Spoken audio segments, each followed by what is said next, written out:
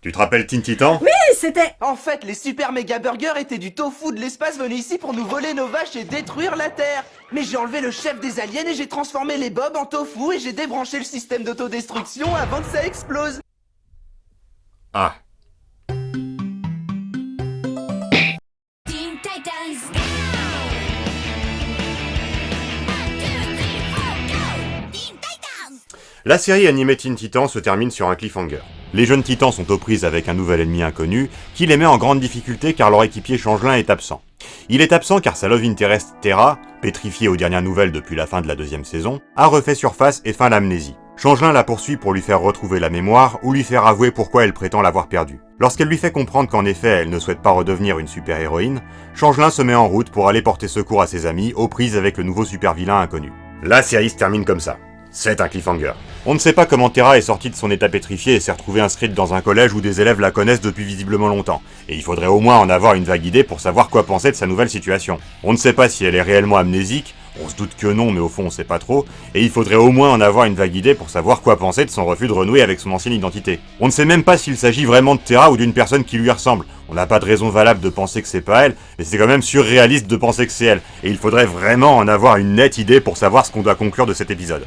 Bref, c'est un cliffhanger. Sauf que, voyez-vous, selon Glenn Murakami, le créateur de la série, ce n'est pas un cliffhanger, c'est une fin fermée. Je le cite. L'épisode explicite les thèmes généraux de la série. Il a toujours été question de changement et de passer à la vitesse supérieure, d'être imprévisible. J'ai aimé ça. C'est la raison pour laquelle nous avons voulu de ce mode narratif dans le dernier épisode. C'est volontaire s'il est profond et contemplatif. Je sais pas, ça me paraît évident. Et le reste de l'équipe de surenchérir par des trucs du style. Vous auriez peut-être voulu quelque chose de plus conclusif. Mais vous savez quoi, dans la vie, c'est pas comme ça que ça marche. Quand on devient adulte, des fois, faut juste apprendre à passer à autre chose. Ou encore, s'il y avait sérieusement eu la possibilité de faire une saison 6, nous n'aurions pas terminé la saison 5 de cette manière. Ce parti pris était délibéré. Alors déjà, comme je le disais précédemment, le problème de cet épisode, ce n'est pas qu'il est profond et contemplatif. Le problème de cet épisode est qu'il fait surgir une situation de nulle part sans donner les infos les plus essentielles pour savoir quoi en penser. C'est le contraire d'être profond et contemplatif. Ensuite, ce globi-boulga prétentieux et autosatisfait m'énerverait déjà s'il s'agissait d'une série intelligente. À tort peut-être, on a tenu un discours similaire sur un épisode de Samouraï Champloo. Mais c'était Samouraï Champloo, il y avait une série autour pour appuyer ce point de vue.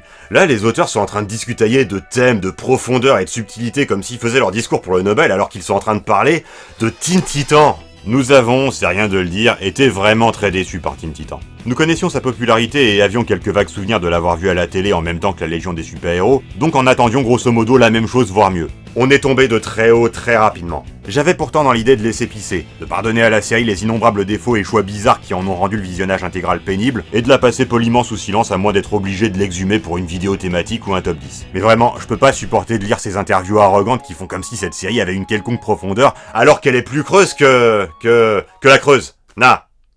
Désolé. Je me moque de savoir si ces interviews sont de mauvaise foi ou si des contraintes de production lourdes ont concouru à ce que la série soit bourrée de problèmes. Les créateurs sont persuadés que c'est un chef-d'œuvre, ils l'auront voulu. En premier lieu, il faut que je précise que, même si ma motivation pour faire des reviews négatives une fois l'an a diminué avec le temps, ce n'est pas uniquement par indulgence envers la série ou par bonté d'âme envers les fans que j'envisageais de ne pas faire cette vidéo. La principale raison, c'est qu'en fait cette vidéo, je l'ai déjà faite, car Teen Titan est, par bien des aspects, similaire à Ben 10. On y trouve d'abord et avant tout le même genre de chara-design inventif, quoique un peu cartoon, c'est un compliment, mais aussi et surtout les mêmes scènes d'action interminables qui pédalent dans la choucroute 2 fois trop longtemps, c'est pas un compliment, la même négligence sur le sérieux des enjeux, qui est problématique pour une série de super-héros, et le même genre d'erreur de continuité pour cause de cohérence prise par-dessus la jambe. En d'autres termes, devant Teen Titan comme devant Ben 10, on se fait chier, énormément. Alors, je dis on. Je suis conscient que Teen Titan, comme d'ailleurs Ben 10, est une série immensément populaire, donc je me doute bien qu'il y a dedans quelque chose qui plaît à une grande partie du public et à quoi je suis, moi, complètement indifférent. Je respecte totalement ça. Je crois néanmoins ne pas avoir inventé ce que j'ai vu dans la série, et je ne crois pas non plus me tromper en disant que ce sont des problèmes. Je ne convaincrai pas les fans que la série est mauvaise, j'en suis conscient, et ce n'est pas nécessairement mon intention. Mais j'espère au moins que tout le monde se rendra compte qu'en exigeant de cette œuvre le même degré d'effort que j'ai pu trouver dans un tas d'autres œuvres contemporaines et à destination du même public, j'ai respecté la série. Je l'ai prise au sérieux. Et, l'ayant prise au sérieux, je trouve que c'est ni fait ni à faire. Bref résumé, nous suivons donc les Teen Titans, les jeunes titans en VF. Une équipe principale de 5 super-héros constituée de Robin, alias Dick Grayson. Oui, Dick Grayson, sans ambiguïté. On voit occasionnellement des critiques sur internet expliquer que le flou est volontaire sur la question de quel Robin c'est, vu qu'il y en a eu 6. Et en effet, son costume dans la série est plutôt celui de Tim Drake. Mais c'est encore donné à la série plus d'intentions secrètes qu'elle n'en a. Non, à part le détail du costume, c'est absolument sans ambiguïté. Son Batmite d'un monde parallèle s'appelle Dick Grayson à l'envers, c'est le love interest de Starfire, c'est Dick Grayson, c'est l'ancien sidekick de Batman. Il est super entraîné mais n'a pas de super pouvoir. Starfire, alias Coriander, ce qui veut dire Starfire. Une princesse de la planète Tamaran écartée du trône par sa sœur maléfique. Elle vole, elle a de la super force, elle peut voyager dans l'espace et projeter de l'énergie verte. Cyborg, alias Victor Stone. Un accident a obligé son père à le changer en cyborg pour qu'il puisse survivre. Il est à moitié robot et surhumainement fort comme tel. Raven, la fille d'un démon, Trigon et d'une humaine, élevée dans une autre dimension appelée Azarat. Elle a des pouvoirs magiques, principalement de la télékinésie. Changelin, alias Garfield Logan. C'est un transfuge de la Doom Patrol. Un sérum lui a donné la capacité de se transformer en n'importe quel animal, actuel ou disparu, terrien ou non. Ensemble, ils font les Tortues Ninja, c'est-à-dire qu'ils combattent le crime entre deux moments de déconne autour d'une pizza. Les détails que je vous ai donnés sont déjà plus que ce que propose la série. À la manière d'un Batman l'Alliance des héros, qui au moins l'assume pour l'humour, les jeunes titans de notre série ne quittent jamais leur costume et n'ont pas d'identité civile. Ils s'appellent systématiquement les uns les autres par leur nom de super-héros. Pour vous dire, on apprend que dans la 5ème saison que Changelin s'appelle Garfield, et quand Cyborg se fait appeler Stone, c'est dans le cadre d'une mission d'infiltration et il utilise cette identité comme pseudonyme. Batman n'est pas mentionné directement, au point qu'on peut douter de son existence en dehors de brèves allusions. Je pourrais même devenir une sorte de père pour toi. J'ai déjà un père. La série semble avoir été faite avec un désintérêt profond pour les origines de ces personnages et la manière dont ils sont couramment utilisés dans les comics dont ils sont tirés. On ne consent à raconter leur rencontre qu'à la fin de la dernière saison, et pour dire qu'en gros ils passaient tous au même endroit au même moment sans raison particulière et ont décidé de s'associer. Le fait qu'il s'agisse de personnages bien connus de l'univers d'ici n'est qu'un prétexte. Ça pourrait être 5 bonhommes bâtons, ce serait pareil. Et cet état des choses a 3 conséquences. D'abord, la dimension super-héroïque de la série, quoique réelle, est très subordonnée à son aspect sitcom et à sa composante humoristique. Pourquoi pas? Parodier les super-héros, ça peut donner quelque chose de très drôle. J'ai évoqué Batman l'Alliance des héros, j'ai également évoqué les Tortues Ninja, on pourrait aussi citer Justice League Action qui est également bourré d'humour, mais aussi Sonic Boom où les personnages sont supposément des héros mais passent leur temps à se livrer à des activités n'ayant rien à voir avec l'héroïsme. Je ne le présente pas comme un défaut, mais comme un constat. Teen Titan est moins une série de super-héros que The Batman ou la Légion des super-héros qui lui sont à peu près contemporaines. L'héroïsme reste présent. Nos personnages principaux tentent de se battre contre des super-vilains pour sauver leur ville. Gotham City au tout début de la série, Jump City sur la côte ouest des États-Unis ensuite. Redcon. Mais j'ai 3 petites choses à redire sur la présence de cette part super-héroïque dans la série. Oui, 3 petites choses dans le premier point d'une grande série de 3. Vous suivez? Premier point de ce premier point... Par le 7e pouvoir du pouvoir. Comme dit précédemment, les enjeux super-héroïques sont insuffisamment pris au sérieux. Ça a tendance à se perdre depuis l'avènement du Marvel Cinematic Universe, peut-être même avant, mais en principe, le concept d'un super-héros, c'est que c'est un personnage qui va faire preuve d'une compétence extraordinaire pour sauver les gens, de préférence une foule de parfaits inconnus, contre une menace trop dangereuse pour les autorités régulières. Je sais gré au Justice League de Whedon et au film Flash de renouer avec ça, par exemple. Dans Teen Titan, les héros ont une grande tour à eux tout seuls sur une petite île, qui leur sert de quartier général. C'est les restes d'un vaisseau extraterrestre, si vous voulez savoir. Peu importe. Il arrive que leurs ennemis attaquent leur tour plutôt que la ville environnante. Quand l'ennemi en question dispose d'une technologie capable de détruire des immeubles entiers en un tournement, c'est plutôt une bonne chose qu'ils se concentrent sur le QG des héros plutôt que sur les habitations des civils, non? Bah non, nos héros ils trouvent que c'est catastrophique parce que leur maison va être détruite. Et ok, en étant indulgent, on pourrait penser que cette tour contient des hautes technologies dont la destruction pourrait provoquer une catastrophe environnementale dont les civils aux alentours subiraient les conséquences. Mais non seulement ce n'est pas dit, et c'est clairement pas ça que les dialogues soulignent comme catastrophique. Ce que les dialogues soulignent, c'est que leur maison va être détruite. Une maison qu'ils sont capables de reconstruire comme neuve pour l'épisode suivant, sans souci de matière première ou de savoir-faire, parce qu'on est quand même à moitié dans une logique de cartoon. On nous demande de trouver ça triste parce que les héros vont perdre quelque chose de non vital auquel ils sont les seuls à tenir.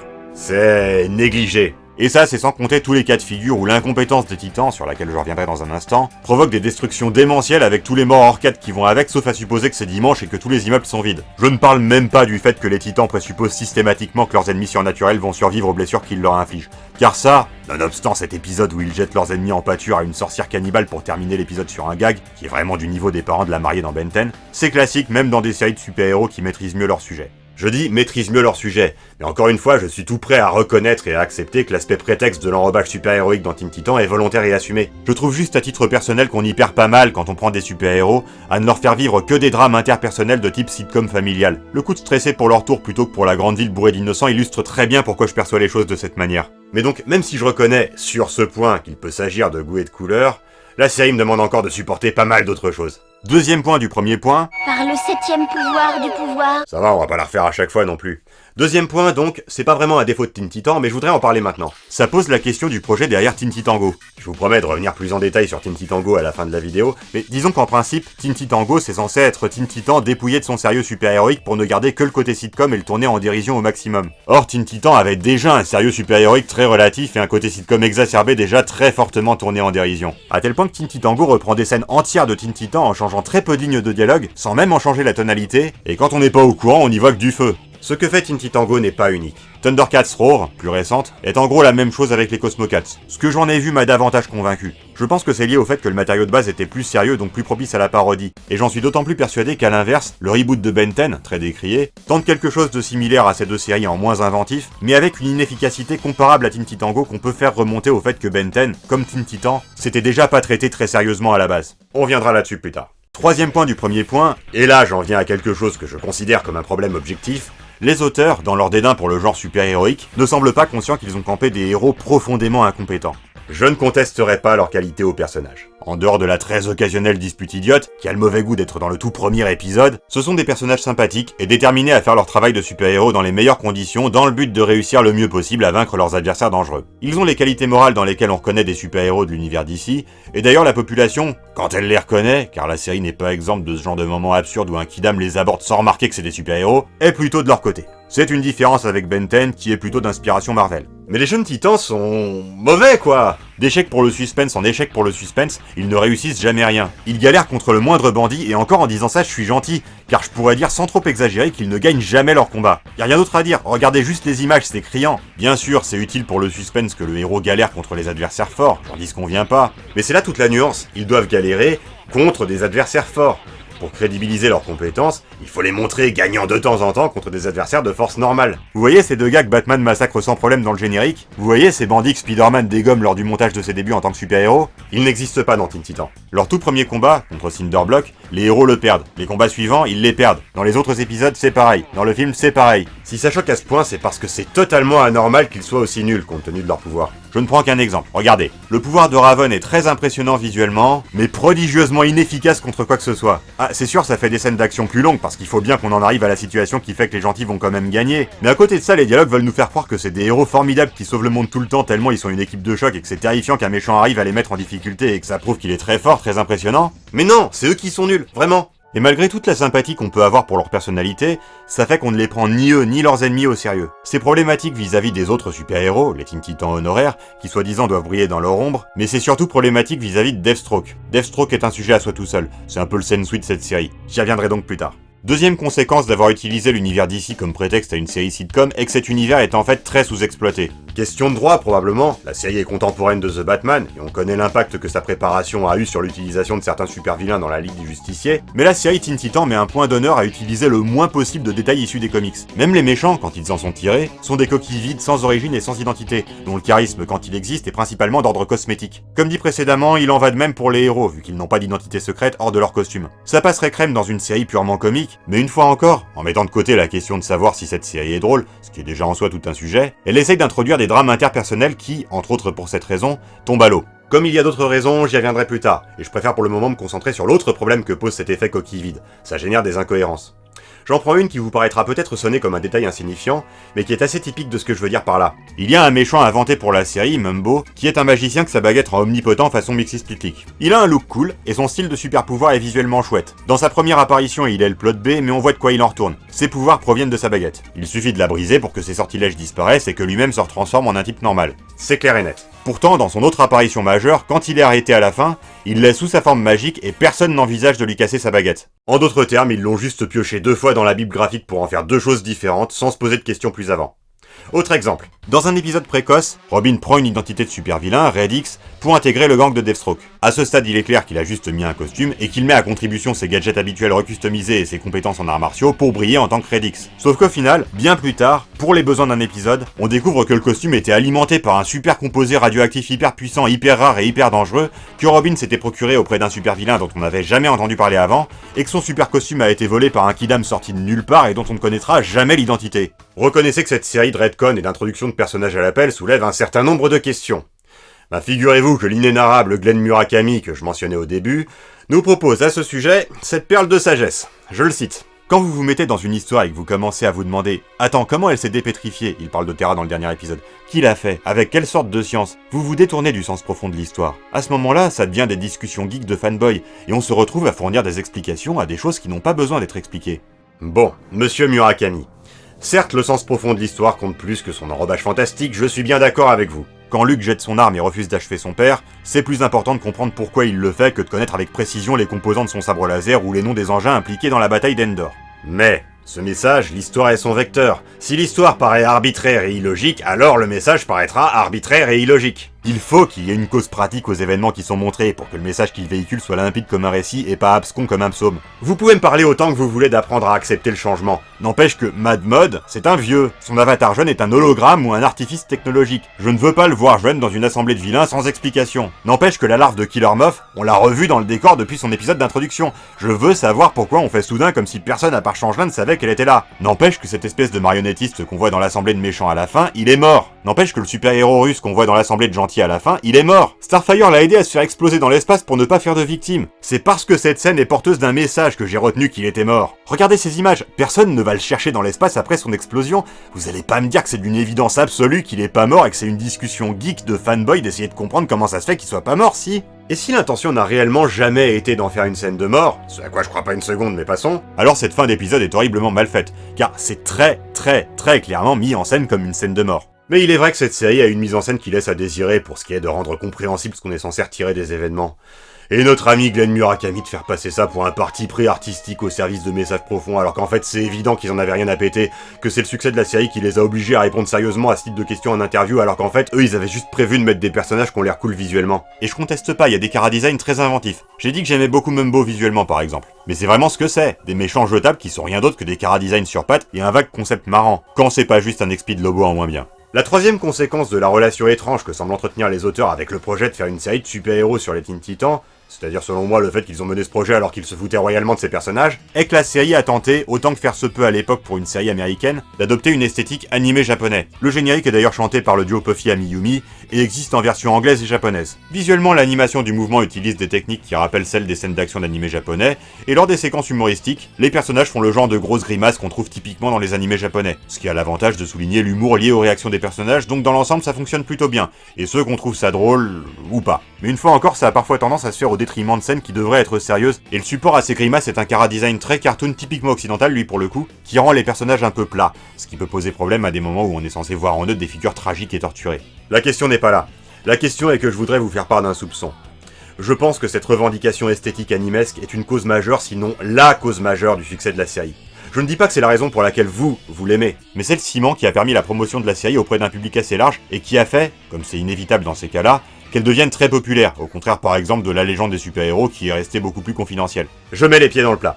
On connaît tous le préjugé comme quoi les animés japonais c'est plus mature. Twister, Castor Dynamite est un dessin animé et un mauvais dans son genre. Et il est même pas japonais. Je suis né en 1990, je l'ai connu la grande période des teams de fansub dans les années 2000 au cours de laquelle c'était limite plus mature de regarder Hamtaro que la Ligue des Justiciers. Certains s'insurgeaient dans notre vidéo sur Kuroko's Basket qu'on qualifie les animés de dessins animés, tant il est évident que les dessins animés occidentaux c'est pour les gamins, tandis que les animés japonais, même quand c'est sur des lycéens qui jouent au basket, c'est pour les adultes. On a eu la même avec Yu Yu Hakusho où il nous a été reproché de qualifier un animé de série. Et j'ai bien l'impression, non seulement que la profondeur qu'on voit indûment dans Teen Titan est tributaire de ce préjugé, mais qu'en plus c'est probablement l'effet voulu par le staff, tant il est prétentieux en interview. Je fais un aparté rapide. Ce préjugé sur les animés qui seraient plus matures et de meilleure qualité n'est pas sans fondement. Les animés japonais sont souvent des feuilletons, même quand ils ne sont pas adaptés de manga. Ça les oblige à une rigueur sur la continuité que les séries animées occidentales des années 80-90 ne s'imposaient pas. D'autre part, les productions japonaises pour enfants s'autorisent davantage de choses que les productions occidentales, surtout américaines, pour le même public cible. Cette plus grande latitude scénaristique permet d'introduire des enjeux sérieux plus facilement. Mais surtout, les animés japonais sont beaucoup plus réguliers. Sur le plan de l'animation notamment, les productions japonaises ont un budget qui semble moins variable, ou en tout cas, ils ont des techniques pour utiliser le budget qu'ils ont qui fait qu'ils arrivent à avoir un rendu plus standardisé. Beaucoup moins inconstant que les productions occidentales, globalement plus onéreuses, mais dans lesquelles on trouve vraiment tout et n'importe quoi. Ces trois éléments, feuilleton, impudeur, respect d'un standard de qualité, sont ce qui permet à l'animation japonaise de faire meilleure impression. Or sur ces 3 éléments, Teen Titans n'en a qu'un. C'est indéniable, l'animation est jolie. Les choix de couleurs sont plaisants, les ombres donnent l'impression de relief qu'il faut pour une série d'action. J'ai rien à redire là-dessus, à part que ça n'empêche pas les scènes d'action d'être longues et chiantes. Et aussi que les acrobaties surnaturelles des personnages sans pouvoir réduisent indûment l'écart qui devrait exister entre un Robin, qui est juste un humain normal surentraîné, et une Starfire qui est assez forte pour voyager dans l'espace. Mais bon, passons. Ce qui est important, c'est que Teen Titans n'est absolument pas un feuilleton, ce qui pose un problème, j'y reviens après, et que la série est tout sauf impudique pour ce qui est de la violence, ce qui en pose un autre, j'y viens tout de suite. D'une manière assez étrange pour une série de super-héros, Teen Titans s'autocensure énormément pour ce qui est de la violence. L'incapacité des personnages à dire mort ou tuer choque davantage que dans Spider-Man, pourtant connu pour ses grosses contraintes là-dessus. Elle est lourde de conséquences, puisque d'une part elle conduit à des malentendus du genre de celui de la mort de Red Star que j'évoquais plus tôt, ou celle du marionnettiste, et d'autre part elle conduit à une désinvolture assez importante de la part des personnages. La perspective que des personnages ou des figurants pourraient mourir est trop absente des dialogues et de la mise en scène. J'ai parlé de la destruction d'immeubles, et du fait d'infliger aux ennemis des blessures auxquelles il n'est pas certain qu'ils survivent. Ça me paraît mal maîtrisé, à tel point que dans le film, quand Robin tue entre guillemets un ennemi surnaturel, l'encre rose dont il est constitué lui couvre les gants, et je me suis sérieusement demandé si on était censé considérer que c'était une convention graphique pour le spectateur tandis que Robin lui voit du sang, ou si c'était réellement de l'encre rose, à considérer métaphoriquement comme le sang de son ennemi que Robin a sur les mains. On ne consent à statuer là-dessus que dans la scène suivante, ce qui est beaucoup trop long dans le cadre d'une scène dont on attend clairement du spectateur qu'il en comprenne spontanément les tenants et les aboutissants sans avoir besoin de dialogue. Le problème ne se poserait pas si on connaissait plus en détail le point de vue de ces personnages sur les dégâts qu'ils risquent de provoquer au cours d'une baston, et on connaîtrait davantage ce point de vue si les dialogues avaient le droit d'en parler. Comme en plus de ça, la série aime bien mettre des ennemis franchement surnaturels ou ados, les bagarres n'ont pas l'air très sérieux, et on a presque l'impression que les personnages se combattent pour jouer. La série essaye souvent d'être sérieuse, donc pour moi c'est pas la bonne approche. C'est une critique un peu générale, donc vous trouvez peut-être que ça manque d'arguments, mais pour reprendre la rhétorique de Glenn Murakami, je sais pas, ça me paraît évident. Le point clé est que Teen Titans n'est pas une série purement humoristique comme l'est Sonic Boom, et n'est pas comprise comme telle par le public. Chaque saison a un mini-arc qu'on est censé prendre au sérieux. C'est là que j'en viens au fait que la série n'est pas un feuilleton, et je voudrais exposer le problème que ça pose dans le cadre de l'arc de Terra. L'arc de Terra est adapté de l'arc narratif des comics The Judas Contract. Il en est adapté librement dans le but de le rendre plus intéressant. Terra est une jeune fille qui a le super pouvoir de la maîtrise de la Terre. Elle intègre les Teen Titans. Dans le comic, il se révèle qu'elle a toujours été une traîtresse à la solde de Deathstroke. C'est une méchante très méchante, et j'ai cru comprendre que le lectorat en a beaucoup voulu aux auteurs pour avoir laissé trop longtemps croire le contraire. Elle n'a pas de rédemption. Elle meurt à la fin de son arc. Cette interprétation du personnage est plus ou moins reprise dans le film du DC Animated Movie Universe The Judas Contract, qui est très mauvais. Je vous renvoie à notre vidéo sur le sujet avec Chucky et Mayolek. L'arc de Terra dans Teen Titans, qui en fait un personnage torturé et passé du côté obscur presque par accident et qui tente de se racheter à la fin en se retournant contre Deathstroke, est meilleur que le film animé. Mais pas beaucoup. Il est extrêmement décevant. Une des causes de cela est le fait que la série ne consacre que 4 ou 5 épisodes de chaque saison à son arc filé, et tout le reste, sur 13, a des fillers contre un méchant du jour. Terra n'apparaît qu'une fois pour rencontrer les Titans et les quitter aussitôt sur un malentendu, une fois pour revenir auprès d'eux en étant secrètement passé sous le contrôle de Deathstroke, une fois pour révéler sa traîtrise, puis dans le double épisode de fin de saison. C'est insuffisant. Ça le serait même si la mise en scène autour de son conflit interne était convaincante. Avec Terra, la série essaye de faire le même genre de choses que Scooby-Doo Mystère Associé, mais Mystère Associé fait ça lentement sur un grand nombre d'épisodes. Nous avons eu l'occasion de parler des 10 épisodes que ça prend à Vera de se prendre la claque qu'elle mérite. Teen Titans aurait parfaitement pu faire le choix de consacrer tous les épisodes de sa deuxième saison à Terra. C'est incompréhensible de n'avoir consacré à son introduction et son passage définitif du côté obscur que 3 épisodes en tout et pour tout. Surtout si c'est pour faire à la place un énième épisode pathos sur le fait que Cyborg est à moitié robot, sujet de la quasi-intégralité des épisodes sur lui, et un épisode sans imagination sur la puberté de Starfire. Mais passons sur cette faute de structure de saison et prenons l'intrigue de Terra pour ce qu'elle est. Comme l'ensemble des arcs de cette série, qu'il s'agisse de celui de Robin qui est obsédé par Deathstroke, celui de Cyborg qui se fait voler ses plans par Brother Blood et se fait une affaire personnelle de le vaincre, celui de Raven qui se sait destiné à provoquer la fin du monde par le retour de son père démoniaque et qui ce faisant ne voit pas en elle-même qu'elle a aussi le potentiel pour l'arrêter, ou celui de Changelin qui se fait virer de la Doom Patrol parce qu'il est nul mais va être l'homme de la situation contre la grande organisation internationale, l'intention derrière l'arc de Terra est très compréhensible et, bien que classique, tout à fait potable. Elle passe du côté obscur à cause de ses insécurités pour se racheter au dernier moment et tuer Deathstroke en se sacrifiant elle-même.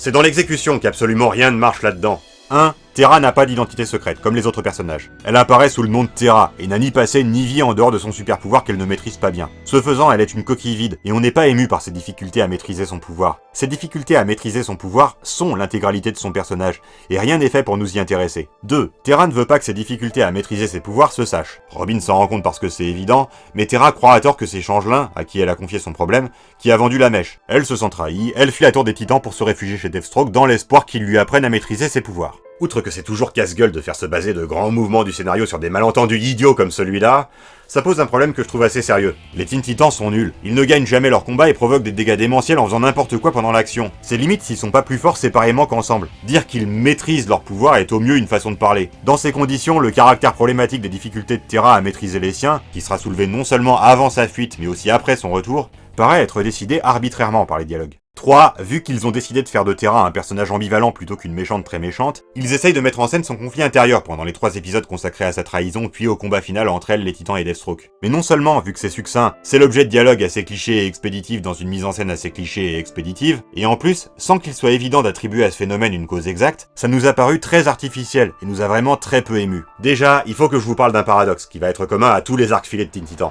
Qu'il s'agisse du dilemme moral de Terra, de l'obsession de Robin pour Deathstroke, de la rancune de Cyborg pour Brother Blood, de la culpabilité de Raven et des complexes de Changelin vis-à-vis de son ancienne équipe, seuls les éléments de surface nous sont livrés. Les émotions profondes de nos héros, leurs mécanismes, leur évolution ne sont pas racontés. Seul l'élément principal, Robin est obsédée, Terra est ambivalente, Cyborg se sent floué, Raven culpabilise, sont répétés ad nauseam pendant le peu de temps d'épisodes qu'on leur consacre. Ce qui fait qu'on se retrouve dans cette situation incroyable d'avoir à la fois un arc complètement expédié et un sentiment de stagnation dû au fait que le seul élément émotionnel qu'on nous livre est étiré dans sa version de base sans être approfondi sur 20 minutes d'épisode. C'est particulièrement frappant dans le cas du dilemme de Terra. À défaut de pouvoir vous donner des arguments pour décortiquer verbalement en quoi ce que propose Teen Titan est désespérément superficiel et artificiel, je vous livre un cas de figure où c'est bien fait, pour que vous puissiez vous-même faire la comparaison. Dans Green Lantern, au milieu de la saison 2, Aya, l'intelligence artificielle du vaisseau des héros, passe du côté obscur et devient l'antagoniste du reste de la saison. C'est une mauvaise décision scénaristique, car l'intrigue reste prisonnière de ce choix inconsidéré et se voit contrainte de se terminer d'une manière très insatisfaisante. On en a déjà parlé. Néanmoins, le passage du côté obscur d'Aya proprement dit est extrêmement bien fait. Il repose aussi sur des malentendus et des actes manqués,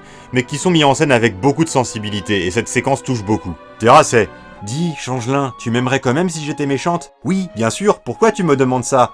Ben parce qu'en fait, oh, Deathstroke, tu arrives au mauvais moment, qu'est-ce que tu veux? Je viens casser la scène pour que Changelin n'ait pas le temps de te pardonner d'être méchante. C'est pas que l'idée soit mauvaise, elle est classique mais elle a fait ses preuves. C'est que vraiment, c'est mis en scène tel que je viens de le dire, avec des dialogues qui sont à peine plus que fonctionnels et qui donnent un ensemble complètement fade. C'est simple, si le tofu était une série, cette série, ce serait Teen Titan. Bon, c'est pas aidé par le fait qu'ensuite, la séquence qui aboutit à ce que les héros soient vraiment remontés contre Terra et que, lorsqu'elle conquiert la ville pour Deathstroke, les Titans se font massacrer, ce qui soi-disant ne serait pas arrivé sans sa trahison. Sauf que si, vu que les Titans sont nuls. Vraiment, ce problème des héros qui sont incompétents nuit à tous les arcs narratifs, car on est censé se semer de trouver la grosse défaite des Titans choquante et inattendue, alors que concrètement ils perdent tout le temps, même les combats mineurs. Du coup, forcément, on n'adhère pas. 4, il y a le problème de Deathstroke, mais ça j'ai dit qu'on y reviendrait après. Je suis honnêtement sidéré que la vacuité des dilemmes émotionnels proposés par la série n'ait pas rebuté une plus large part du public. Je considère sincèrement, et je suis désolé si je vous choque, que cette vacuité est tout à fait réelle. C'est dans l'écriture minimaliste des dialogues et dans la mise en scène expéditive que réside le problème. Celui-ci étant constant, je ne pourrais pas vous en donner tous les exemples, mais je souhaiterais vous en citer un que je juge particulièrement parlant parce qu'il provient du film, et donc peut être chiffré. Dans le long métrage, Panique à Tokyo, nos héros capturent une sorte de super mercenaire, après avoir galéré inutilement longtemps contre lui et brillé une fois de plus par leur incompétence, pour apprendre suite à interrogatoire qu'il travaille pour un super vilain appelé Broshogun. On apprend cela à 7 minutes 30 du film. Parce que, je le redis, c'est grosso modo le temps très long que les héros ont mis à le vaincre. Les Titans prennent cette révélation très au sérieux, mais on n'a aucune idée de pourquoi, car on ne sait pas ce qui est censé rendre ce Broshogun si menaçant. On apprend quelque chose de substantiel sur Broshogun, c'est-à-dire sa légende et ce qui se murmure sur l'étendue de ses pouvoirs, qu'à 50 minutes du film. Ce délai est énorme pour ne serait-ce que nous dire pourquoi on devrait craindre le méchant principal. Avant ça, les héros gesticulent dans le vide contre un méchant insaisissable dont on ne sait pas du tout ce qu'on devrait penser. Je regrette, mais je trouve que c'est ni fait ni à faire. Et encore une fois, c'est pas un cas isolé. Mobilisé par ses tentatives de faire de l'humour et par ses efforts conscients pour ne pas donner trop de profondeur aux personnages pour, je cite encore Glenn Murakami, que le spectateur puisse plus facilement s'identifier à eux, la série est constamment comme ça. Vous allez sûrement penser qu'il y a quelque chose de mesquin à regarder une série assez longue comme ça dans le but d'en dire du mal.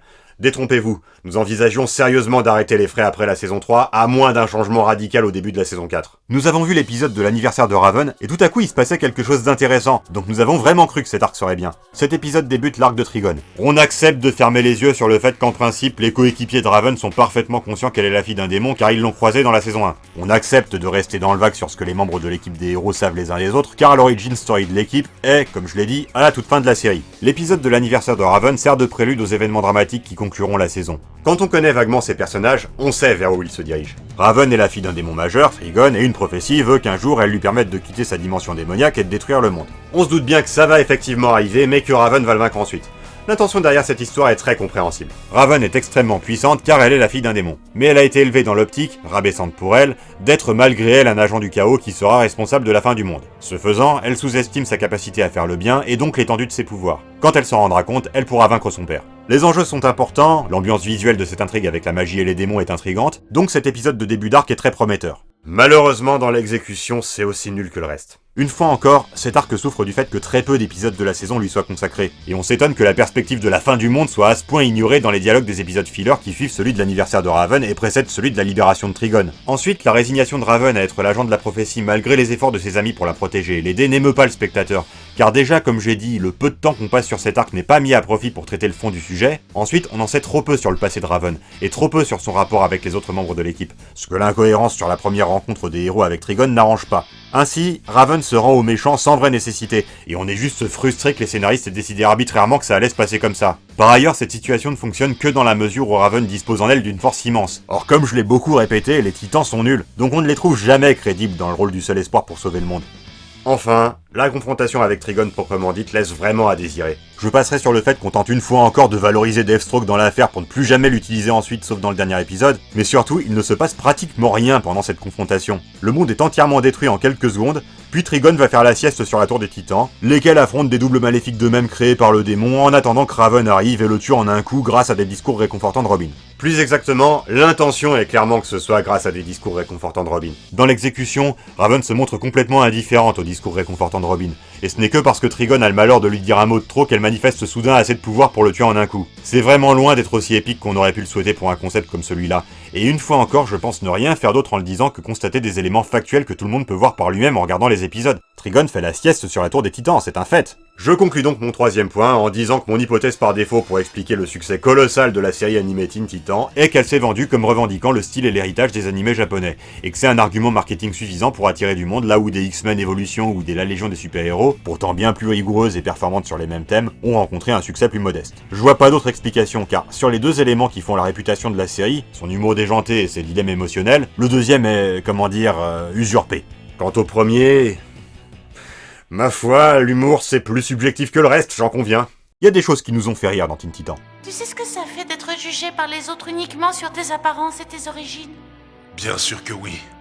Je suis à moitié robot. Mais si je devais citer une série qui m'a marqué pour son humour déjanté, je ne citerais pas celle-là. Teen Titan reprend des codes d'humour visuel japonais, mais en les utilisant souvent comme leur propre fin. Par exemple, un personnage qui s'énerve, c'est pas forcément drôle en tant que tel. Pour le rendre drôle, Teen Titan déforme la tête des personnages pour avoir une bouche énorme ou des veines en croix sur le front. Souvent, c'est tout. C'est une situation neutre transformée en situation comique par les visuels. C'est insuffisant pour faire de la comédie et ça me paraît dénoter une véritable incompréhension de comment fonctionne l'humour dans les animés japonais. Le fait qu'il y ait des gouttes de sueur, des veines qui ressortent sur le front des personnages quand ils sont en colère, c'est pas drôle en soi, c'est une mise en scène pour souligner ce qui est drôle. Quand les personnages tombent par terre de sidération dans les animés, le gag n'est pas que les personnages tombent. Le gag, c'est ce qui les a fait tomber. C'est qu'il s'est passé quelque chose de suffisamment sidérant pour les faire tomber. Ce qui est drôle, c'est la chute de la blague, pas la chute des personnages. Teen Titan semble partir du principe que le gag, c'est juste que les personnages tombent. Mais passons. Ce qui retient mon attention, c'est que les gens n'ont pas de mots assez durs contre Ultimate Spider-Man, qui fait la même chose en mieux avec des apartés réellement comiques sur les situations présentées, parfois sur un mode chibi. Qu'est-ce qui vous paraît si génial dans ça, et si insupportable dans ça ? J'ai tendance à penser que ça accrédite ma thèse sur la revendication d'héritage animesque, qui est plus explicite dans Teen Titan que dans Ultimate Spider-Man. Et franchement, je suis convaincu que Teen Titan bénéficie d'un préjugé positif totalement artificiel. Une fois encore, je suis convaincu que vous, qui regardez la vidéo mais aimez la série et êtes sincère dans votre appréciation, je dis juste que vous n'auriez jamais été orienté vers elle si sa réputation ne l'avait pas précédée, et je la trouve indue. Évoquons à présent la structure de la série. On dit couramment sur internet que chaque saison est centrée sur l'un des personnages principaux. C'est vrai au sens où l'arc de la saison, qui ne s'étend que sur 5 épisodes en général, concerne au premier chef un membre de l'équipe. La saison 1 a pour personnage central Robin, et pour méchant Deathstroke, qui veut faire de Robin son apprenti. La saison 2 a également pour méchant Deathstroke, qui veut faire de Terra une arme contre les titans. En acceptant de considérer Terra comme un personnage principal honoraire, la saison est centrée sur elle. En le refusant comme je le fais personnellement, elle est centrée sur Changelin, dont Terra est la love interest. La saison 3 est centrée sur Cyborg et a pour méchant principal Brother Blood, le chef de la ruche. La saison 4 4 est centrée sur Raven et a pour méchant principal Trigon, assisté par Deathstroke revenu d'entre les morts. La saison 5, qui exploite davantage les ressources de l'univers d'ici, et notamment la Doom Patrol, est centrée sur Changelin et a pour méchant Brain, le chef de la confrérie du mal. On peut s'étonner qu'une série en 5 saisons sur une équipe de 5 en ait centré 2 sur Changelin et aucune sur Starfire, mais il est clair que la série n'a pas su faire plus de 3 épisodes sur la backstory de Starfire et a du mal à savoir comment l'utiliser autrement que dans des rôles comiques, malgré le fait que son intrigue romantique avec Robin soit un passage obligé que la série a eu la rigueur de ne pas ignorer totalement. Cela dit, elle n'a pas vraiment su comment la mettre en scène. Starfire étant complètement décomplexée vis-à-vis de ses émotions, la seule solution pour empêcher Robin et elle de se mettre effectivement ensemble dès le début de la série est que Robin freine des cas de fer. Mais lui trouver une raison crédible de freiner des cas de fer impliquerait de se fatiguer à creuser un peu dans la psychologie des personnages, or c'est pas trop le style de la maison. Du coup, au cours des 2-3 fois où la question est abordée dans la série, on a le plus souvent surtout l'impression que Robin n'est pas intéressé. Au moment du film, il sort du chapeau que pour lui, sortir avec une fille c'est incompatible avec le métier de super-héros. Je veux bien, mais c'était déjà difficile à croire dans la Ligue des Justiciers où Batman fait un peu plus d'efforts pour s'expliquer, donc c'est vraiment difficile à avaler dans Teen Titan où on se contente de balancer des platitudes sur l'abnégation et l'héroïsme sans se poser la question du sens profond de ces mots. Il n'y a rien d'autre à mes yeux. Je suis un héros et c'est tout. Bref. Vu que j'étais en train de parler des arcs filés, logiquement le sujet suivant ce serait Brother Blood. Ça vaut pas le coup de passer des heures sur Brother Blood. C'est un méchant très générique dont Cyborg se fait un ennemi personnel parce qu'il lui a volé les plans de sa partie robot. Cet arc peu intéressant met à l'honneur les Teen Titans de la côte Est, une sorte d'équipe B si vous voulez, dont les quelques moments de brillance enfoncent le clou sur l'incompétence de l'équipe principale. Ça vaut pas le coup non plus de passer trop de temps sur les personnages de la saison 5. La présence de la Doom Patrol, curieusement absente du combat final, attire un peu trop l'attention sur l'absurdité de l'insistance de la série à chercher à nous faire croire qu'il n'existe dans ce monde que des héros ados pour faire face aux vilains. C'est également la saison dans laquelle on essaye de ramener tout le monde à la fin, gentils et méchants, même ceux qui ont rien à faire là, même ceux qui sont morts, on en a déjà parlé. L'intérêt de donner plus de détails serait de parler de Kid Flash, mais ça j'y reviendrai à la toute fin quand je parlerai de Teen Titan Go. C'est plutôt, je pense, le moment de parler de Deathstroke. La VO l'appelle Slade, de son nom civil Slade Wilson, mais la VF l'appelle bien Deathstroke, de son nom de super vilain Deathstroke the Terminator. Je n'ai jamais eu de goût particulier pour son style très 90s, avant l'heure vu qu'il date des années 80. C'est un super assassin, avec en gros les pouvoirs de Captain America. C'est aussi un méchant emblématique des Teen Titans, donc la série le met à l'honneur en essayant de le présenter comme le méchant ultime inarrêtable qui a toujours 3 coups d'avance, qui a toujours raison, qui dépasse la compréhension des pauvres mortels à tel point que la série se prête à la simagrée de ne jamais le montrer sans son masque. Il ressemble à ça normalement sans son masque si vous voulez savoir. La série en fait un Garistou maléfique. Mais ça marche pas. Le fait que les saisons ne consacrent qu'une poignée d'épisodes à l'arc filé fait que dans la saison 1, l'obsession de Robin pour ce méchant paraît arbitrairement décidée par les scénaristes, qui essayent de nous vendre le fait que notre héros a identifié Deathstroke comme le méchant ultime qu'il faut absolument arrêter, sans nous expliquer pourquoi on devrait adhérer à ce point de vue. Parce que, encore une fois, Deathstroke en termes de force, c'est Captain America. Je suis désolé mais je ne crois pas à sa capacité à être physiquement capable de tenir tête à une équipe qui inclut Starfire et Raven. Je sais que les comics y croient de temps à autre, mais moi pas. Or il se trouve que les Teen Titans de la série sont en fait très mauvais au combat. J'ai conscience de l'avoir beaucoup répété, mais vraiment, on n'insistera jamais assez là-dessus. Ils perdent tous leurs combats. D'autre part, ce sont des gamins. Ainsi, le fait que Deathstroke soit capable de les battre ne fait pas tant l'impression voulue par la mise en scène, qu'il est vraiment très fort, que celle faite par Benoît Poulvord dans Narco. C'est un adulte qui gagne facilement contre des gamins parce que c'est un adulte et parce que c'est des gamins. Ce faisant, c'est assez difficile de supporter l'insistance des épisodes à le mettre à l'honneur en permanence et à chercher à le présenter comme classe alors que concrètement, et je vous jure, réfléchissez-y, vous verrez bien que c'est vrai, il ne fait rien de particulièrement impressionnant. Il influence des gamines influençables et surclasse des gamins pas très forts. Malgré ça, on nous impose son délire incompréhensible de vouloir faire de Robin son apprenti, son délire incompréhensible de vouloir conquérir la ville avec l'aide de Terra, sa présence comme second du méchant dans l'arc de Trigon, et ses perles de sagesse dans le dernier épisode. Je l'ai comparé à Sensui dans Yu Yu Hakusho. Deathstroke n'atteint pas le même degré de prétention dans l'écriture, loin de là, mais c'est quand même vexant pour le public d'être forcé d'avoir de la fascination pour un personnage qui fait concrètement rien pour qu'on en ait. J'ai fini de parler de Deathstroke. Maintenant, j'ai envie de parler de Kid Flash parce qu'il va me permettre de faire le pont avec Teen Titan Go et avec la conclusion. Comme je l'ai dit, la série a une part humoristique très proéminente, dont je peux concevoir qu'elle satisfasse les spectateurs car tout humour a son public, et une part sérieuse non moins proéminente, dont j'affirme que la médiocrité est totalement objective. Je le redis et j'insiste, c'est criant quand on regarde les épisodes en essayant de jauger concrètement ce qui se passe dedans. Les recettes classiques qu'on trouve dans Teen Titan ont été éprouvées et bien mieux exécutées dans la plupart des séries dans lesquelles je les ai vues, et en particulier dans The Batman et la légende des super-héros, qui sont plus ou moins contemporaines de Teen Titan et visent manifestement le même public. L'échec de la partie sérieuse de la série a de nombreuses causes, qu'il s'agisse de la structure semi-feuilletonnante qui lui nuit, de l'absence d'approfondissement de l'identité des personnages qui est volontaire mais qui sabote toute tentative de les comprendre autant qu'on le devrait pour apprécier leur dilemme. Ma sensibilité personnelle me pousse à considérer que tous les défauts de la série peuvent être être reliés au fait que les héros sont incompétents. Les problèmes qu'ils rencontrent nuisent à leur succès, certes, mais comme on n'a pas de raison de penser qu'ils s'en sortiraient mieux en l'absence de ces problèmes, ceci ne nous touche pas plus que ça. C'est donc le sujet de l'incompétence des héros que je voudrais prendre comme point d'appui pour conclure cette vidéo. Pourquoi les héros de Teen Titans ont-ils été rendus si incompétents par l'écriture? Ce qui est dit d'eux dans les dialogues donne à penser que les auteurs ne se rendent pas compte que les héros ne brillent jamais. S'il était possible de déjouer le plan de Trigone, seul le pourrait. Pourtant, le scénario le sait. Outre un épisode où l'équipe B se débrouille clairement bien mieux qu'eux, il y a le cas de Kid Flash. Wally West, bien sûr la série ne l'appelle jamais comme ça, est un membre fondateur des Teen Titans dans les comics. Kid Flash intervient pour la première fois dans un épisode de la dernière saison centré sur une équipe de méchants, qu'on suit comme s'ils étaient les héros, et qui donc galèrent tout l'épisode contre leur adversaire, Kid Flash. Kid Flash est imbattable. Sa super vitesse le rend quasiment invincible, et ses rares faiblesses sont compensées par sa ruse et sa psychologie. En d'autres termes, c'est un super-héros très compétent qui attire l'attention sur ce que tous les autres ne sont pas. Et sur le fait que les auteurs sauraient faire des super-héros compétents s'ils le voulaient. Si on part du principe que les auteurs ont juste préféré présenter des héros faillibles et imparfaits, pourquoi avoir campé Kid Flash comme ça? On pourrait croire que c'est lié à la structure de l'épisode. Puisqu'on suit les méchants comme si c'était les héros, Kid Flash doit être dur à battre comme l'est typiquement un méchant du jour dans la série. Cependant, deux choses ne collent pas avec ça. Premièrement, Kid Flash est encore plus invincible qu'un méchant du jour des autres épisodes. Deuxièmement, lors du combat final où il y a tout le monde, même les héros et méchants morts, Kid Flash intervient en dernière minute et change le cours du combat à lui tout seul. Certes, la mise en scène essaie de nous dire que ce retournement de situation est dû à un travail collectif des forces de tous les héros combinés. Mais non, concrètement, c'est Kid Flash qui arrive à battre tout le monde à lui tout seul à super vitesse. Et la série le sait parfaitement. Car dans le passage de Teen Titan Go qui parodie cette séquence, le gag est précisément que l'équipe des héros est parfaitement inutile, car il existe d'autres héros bien meilleurs qu'eux. Notamment l'équipe B sus-mentionnée, qu'on met parce qu'elle est quand même importante dans la série de base, Batman qu'on met parce que... Batman quoi, et... Kid Flash. Les héros de Teen Titans sont incompétents. La série le sait. Et on sait que la série le sait parce qu'il y a Kid Flash. Et que Teen Titan Go, la parodie de Teen Titan, sait que nous savons qu'il y a Kid Flash et que Kid Flash prouve que les héros sont incompétents. Et que ça peut être tourné en dérision. Ce qui m'amène, pour finir, à parler de Teen Titan Go. Je serai bref. Les fans de Teen Titan Go semblent croire que ces détracteurs ne se rendent pas compte que c'est une série parodique, dont il ne faut rien attendre d'autre que de l'humour déjanté, et que donc c'est vraiment pas un problème que les personnages soient débiles et qu'il n'y ait pas d'action épique. Les amis, tout le monde avait compris, rassurez-vous. Tout le monde a compris les intentions de Teen Titan Go. C'est une parodie de la série de base et d'autres éléments de l'univers d'ici, sur un mode très cartoon, avec des éléments de satire sociale et des blagues tendancieuses. La part du public qui déteste cette série la déteste parce qu'elle ne trouve pas ça drôle, tout simplement.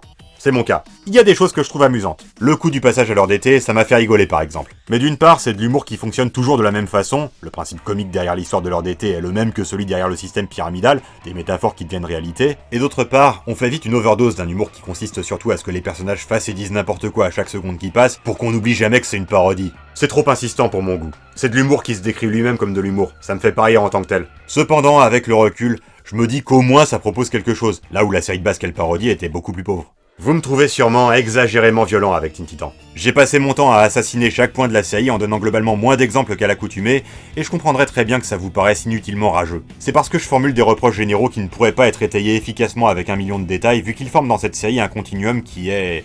autre chose que la somme de ses parties. Prenez-le comme suit. J'attire votre attention sur quelque chose que je vous garantis que vous constaterez par vous-même si vous revoyez les épisodes, surtout si vous avez vu d'autres séries de super-héros entre-temps. Ne laissez pas le staff de la série vous embobiner. Glenn Murakami, probablement victime du succès d'une série dont il n'en attendait pas tant, essaye de vous faire prendre des vessies pour des lanternes et impose au public un consensus qui est à milieu de la réalité. Regardez la série en entier plutôt, et alors on pourra tous dire comme lui, je sais pas, ça me paraît évident.